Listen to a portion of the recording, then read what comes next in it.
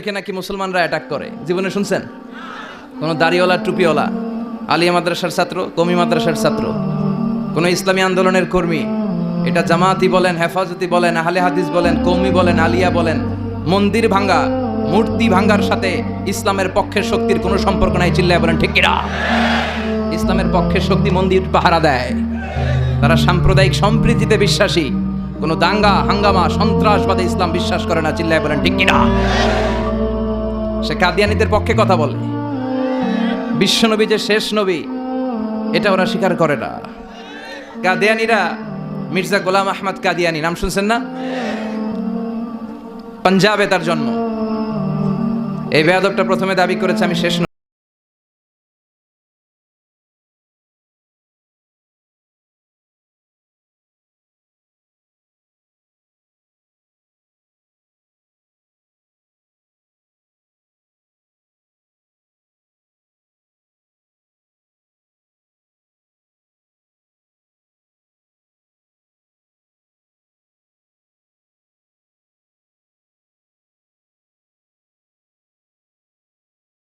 নবীতে সালাত পড়তে যায়। চিল্লা এখন ঠিক কিনা?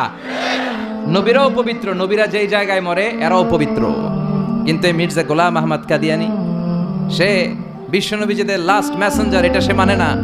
এজন্য ওর মৃত্যু হয়েছে পায়খানার টাঙ্কির ভিতরে। 100 বছরের পচা ময়লা গু খাইতে খাইতে ও দুনিয়া থেকে বিদায় নিয়েছে। মেথর আনা হয়েছে ওকে উঠানোর জন্য, উঠায় ফেলবে, ধরবে, আবার থপাস করে পড়ে। আল্লাহকে জনমের গু খা। ওই কাদিয়ানীদের পক্ষ নিচ্ছে এই বেয়াদবটা। চিল্লা এখন ঠিক কিনা?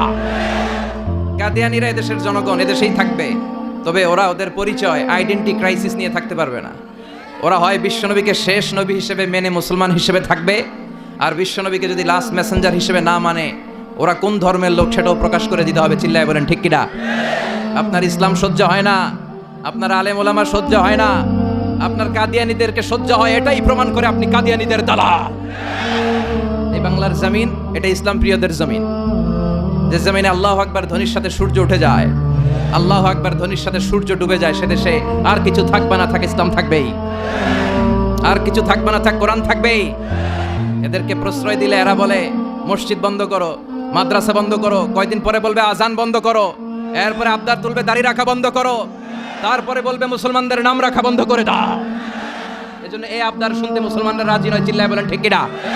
এদেরকে প্রতিহত করতে রাজি আছে মুসলমান? কারা কারা রাজি? তো হাত উঁচু করে আল্লাহর দেখা।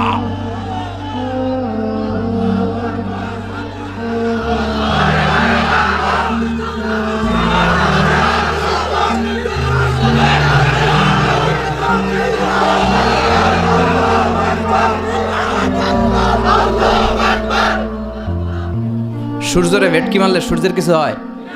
কথা কন। সূর্যরে আপনি ভেটকি মারছেন, আপনার ভেটকি আপনার মুখে। এজন্য ইসলামের আলোকে ওরা নিভিয়ে দিতে চায়। আল্লাহ বলে কিয়ামত পর্যন্ত ইসলামের বিজয়কে আমি আল্লাহ সমুন্নত রাখবো। চিল্লায় বলেন ঠিক কিনা? এই বেয়াদবটা এত বড় আলেমের বিরুদ্ধে কথা বলেছে, সারা বাংলাদেশে যে উত্তাল গণজোয়ার তৈরি হয়েছে, অবস্থা দৃষ্টে মনে হচ্ছে ওই আলেমের পা ধরে ওর মাপ চাওয়া লাগবে। চিল্লায় এখন ঠিক কিনা? বাংলাদেশে একটা কথা কয়, নিন্দে পাখি পিন্দে। কথা বলেন। তসলিমা নাসরিন নারীদের নিয়ে বই লিখছে, নারীদের কোনো দেশ নেই। এরপরে বোরকার বিরুদ্ধে কথা লিখছে, শেষ পর্যন্ত সে বাংলাদেশে থাকতে পারে নাই। ওরে যখন ইন্ডিয়াতে লুকিয়ে নেওয়া হয়, ওর গায়ে বোরকা পরিয়ে নেওয়া লেগেছিল। চিল্লায় বলেন ঠিক কিনা? আমরা এদের হেদায়েতের দোয়া করি, আমরা প্রত্যেকের জন্য হেদায়েতের দোয়া করি প্রথমে। আর যদি হেদায়েত নসিবে না থাকে, কারুন, সাদ্দাদ, নমরুদ আর ফেরাউনের যে দশা হয়েছে, বাংলার জমিনের ইসলাম বিরোধী এই বেহায়াদের ওই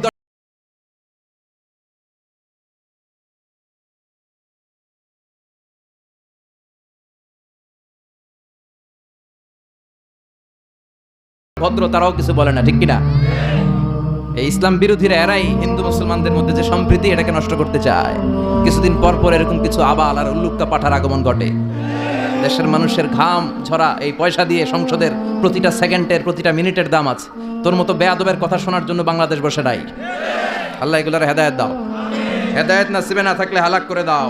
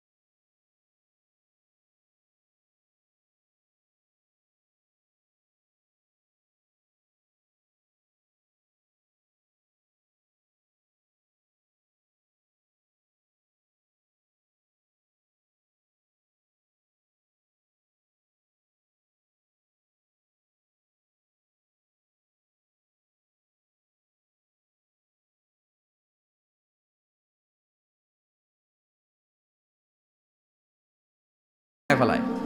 হ্যাঁ, তো এটা বলে। এরপরে রংপুরের দিকে গেলে আরেক ধরনের কথা বলে। বরিশালে কখনো ঘুরতে গেলে দেখবেন ওখানকার লোকেরা, ওখানকার জীববৈচিত্র্য, প্রাকৃতিক সৌন্দর্য আলাদা। এক বাংলাদেশ, আমাদের দেশটা অনেক ছোট্ট কিন্তু সৌন্দর্যের লীলাভূমি। সুবহানাল্লাহ পড়েন।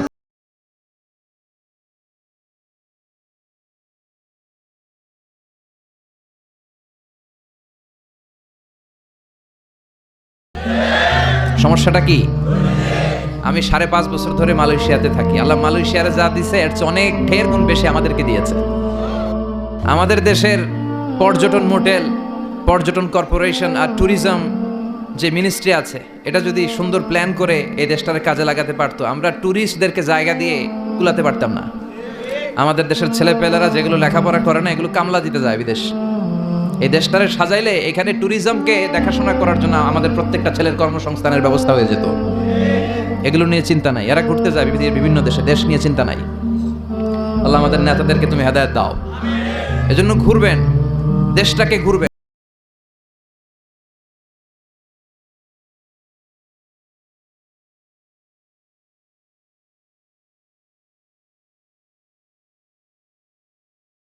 পঞ্চগড়ে গেলে দেখবেন কাঞ্চনজঙ্ঘা, ওখানে দাঁড়ালে আকাশটা ক্লিন থাকলে হিমালয়ের পাহাড় দেখা যায়।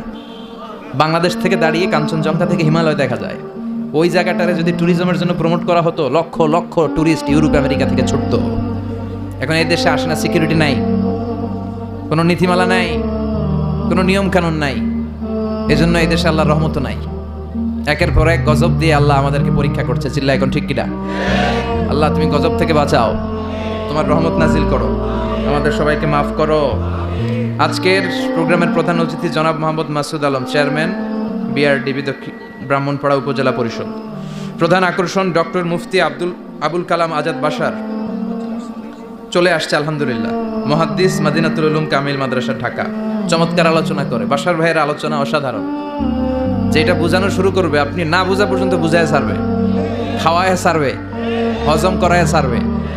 এরকম শিক্ষকের দরকার আছে না নাই? আমাদের এই শিক্ষকগুলোর সাথে সম্পর্ক রাখা দরকার, যারা কোরআন থেকে কথা বলে, মানুষকে বুঝায়, একটার পর একটা ঝামেলাপূর্ণ বিষয়কে কোরআন সুন্নাহর আলোকে খোলাসা করে দেয়। আমাদের চোখের সামনে ইসলামের নীতিমালা ফকফকে হয়ে যায়।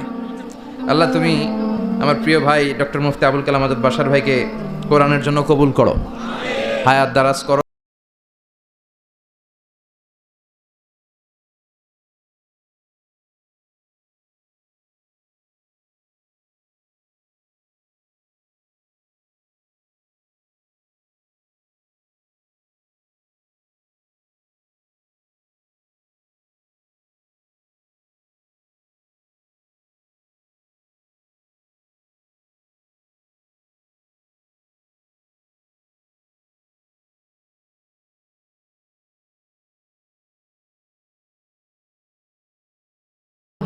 এবং নিজেকে ছোট রাখা, ছোট করাটা বিশ্বনবী পছন্দ করতেন। বিশ্বনবী বলতেন, আল্লাহ আমার চোখে আমারে ছোট বানাও, মানুষের চোখে আমারে বড় বানাও। আর আল্লাহও চায় আপনি আপনারা ছোট করেন। আল্লাহর এটা দেখতে বড্ড ভালো লাগে যে আমার বান্দা ছোট হয়ে থাকতে চায়। মান তাওয়াদা তারাফা, যে নিচে নামতেছে আল্লাহ টাইনা উঠায়, আর যে উঠতেছে আল্লাহ থাপ্পড় মেরে নিচে নামায়। কথা কন। মুসা আলাইহিস সালাম, সহিহ বুখারীর বর্ণনা, বনি ইসরাইলের লোকদের মাঝে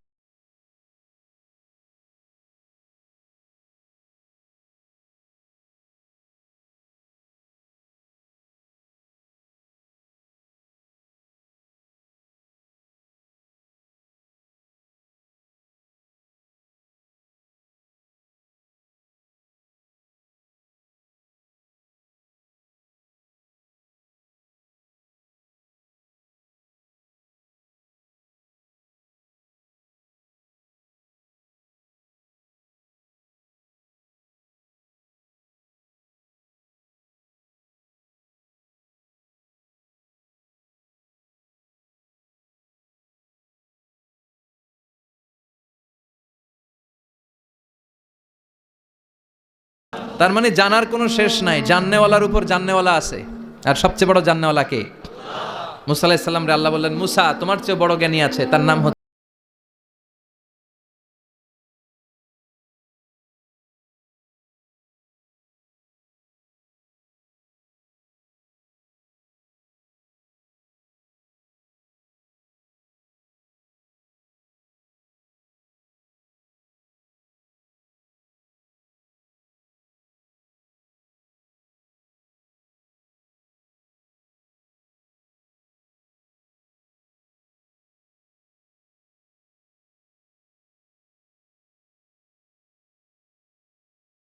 এই কথাগুলো বুঝার ও আমল করার তৌফিক দান করুক, আমরা পড়ি আমিন।